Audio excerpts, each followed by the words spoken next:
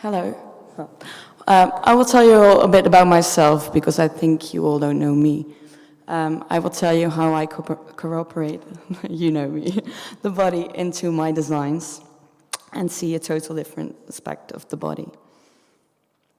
So first of all, I started studying and I had to choose between some kind of scientific studies and art academy.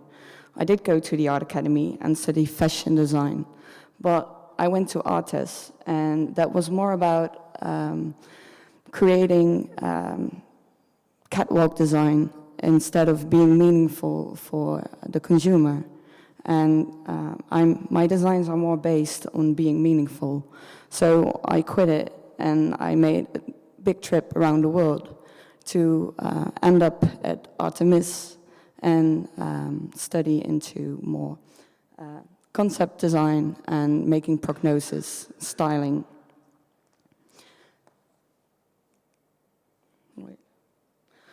In there, I learned the most and I developed the most during my internships. I went to Bijborre. He is a concept designer and a textile designer, and I wrote my thesis for the Textile Museum and the Textile Lab. In Bijborre's studio, we worked on this suit, the Bijborre suit, and it's made out of wearable technology, so smart textiles. It's a wearable platform with Bluetooth and USB and Wi-Fi in it to connect with your surroundings. Because of that, I'm asked through Manus VR to help them with designing a smart glove. It's a glove that is used as a controller for video games and for computer systems, and I will show you a little bit about how it works.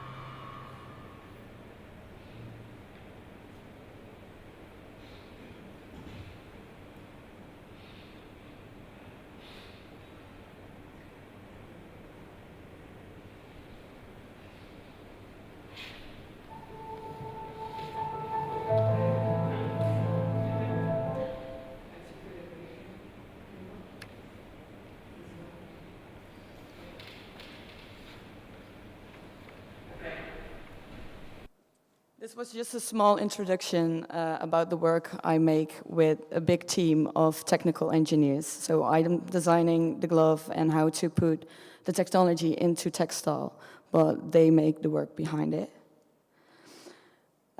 Next to that, I was still writing my thesis and developing my own project, my graduation project, and I was focusing on raw material.